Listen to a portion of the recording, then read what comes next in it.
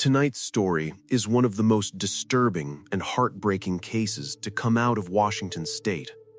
It begins with a woman who spent her entire life caring for others. She cared for her patients, her friends, and most of all, her 3 daughters. But in the spring of 2016, one simple decision changed everything. A first date with the wrong person led her into the path of someone far more dangerous than she could have ever imagined. This is the story of Ingrid Line and the charming stranger who hid a violent, unpredictable past. Ingrid Marie Ron Seville was born in 1975 in Renton, Washington. She grew up close to her mother, finished high school, and worked hard to become a nurse. People who knew her said she had a warm personality and a natural ability to comfort others. She loved her job at the Swedish Medical Center, and everyone there respected her. But nothing mattered more to Ingrid than her 3 daughters, Ree, Brooke, and Noelle. She and her husband Philip divorced in 2014, yet they managed to stay friendly so they could raise their girls together. Between work, motherhood, and the support of her family, Ingrid built a good life. By her early 40s, though, she began to miss companionship. She wasn't looking for drama, just someone to share her time with. And, like many busy parents, she turned to online dating. That's where she met a man named John Charlton. John grew up in a strict military household in Seattle. From the outside, he looked like a regular guy, but behind that image was a long history of anger, addiction, and violence. By his 20s, he had been arrested multiple times, assault charges, reckless driving, and even a robbery case where he stole a van with a woman and baby inside. He spent several years in prison, bounced from state to state, and never managed to build a stable life. Even so, John could be charming when he wanted to be. He knew how to tell people what they wanted to hear, and when Ingrid matched him online, she only saw the polished, friendly version of him. After a few days of talking, they agreed to meet. Their first date was set on April 8, 2016. They planned to go to the Seattle Mariners opening game. Ingrid even texted a friend during the evening to say things were going well. She was excited, and she felt safe enough to continue the night with him.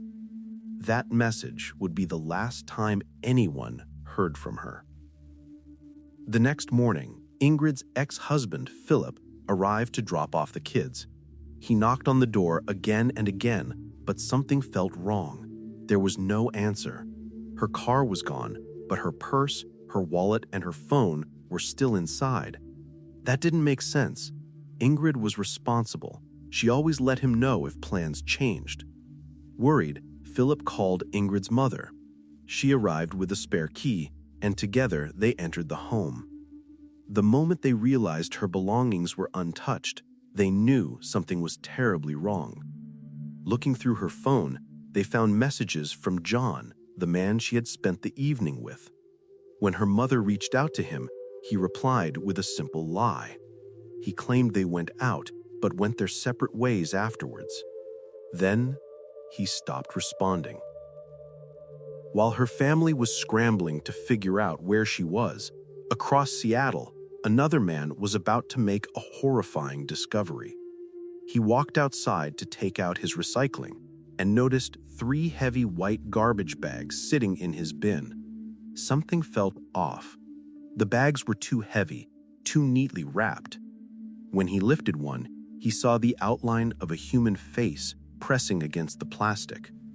He dropped it immediately and called 911. Inside those bags were human remains: a head, a leg, part of an arm. Within hours, police connected the missing person report from Renton to the gruesome discovery in Seattle. Based on photos shared by concerned friends online, investigators confirmed the remains belonged to Ingrid Line. Detectives searched her home. In the bathroom, they found blood inside the drain and a pruning saw leaning against the wall. In the kitchen, an almost empty box of garbage bags, the same exact type found in the recycling bin across the city. It was clear that Ingrid had been murdered and dismembered inside her own home. Her SUV was discovered abandoned in downtown Seattle. Fingerprints on the door matched one person, John Charlton. When police brought him in for questioning, he acted confused. He claimed he was too drunk to remember much. He said he and Ingrid might have had a romantic moment, or maybe they didn't. He wasn't sure. He said she dropped him somewhere downtown and he ended up sleeping on a bench. Officers noticed scratches on his body, a swollen lip, and several cuts that didn't match his story. Meanwhile, his ex-girlfriend came forward.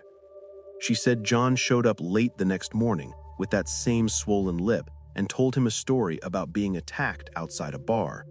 It was becoming obvious to investigators that John wasn't confused, he was lying. As detectives dug deeper, more body parts appeared across Seattle in different recycling bins.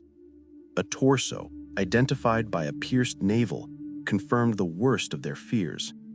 Forensic testing showed signs of strangulation. The crime scene had been cleaned, but not well enough to hide the truth.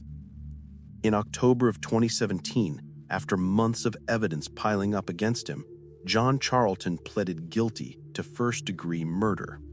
His plea saved the family from a long and painful trial, but it also meant he avoided the possibility of a harsher sentence. In January 2018, he was sentenced to 27 years and 9 months, the maximum allowed under state sentencing laws. Many people were furious. They believed a crime this brutal deserved life in prison. But under Washington's rules, the judge couldn't give him more time. During the hearing, Ingrid's family shared emotional statements.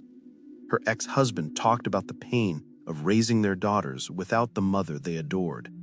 Friends spoke about her kindness and the future she deserved. John apologized, but his words meant little next to the damage he caused. Today, Ingrid's 3 daughters are being raised by the family that loved her most. A community fundraiser created in their mother's honor raised more than $270,000 to support their future. Ingrid's story is a reminder of the dangers that can hide behind a friendly profile picture.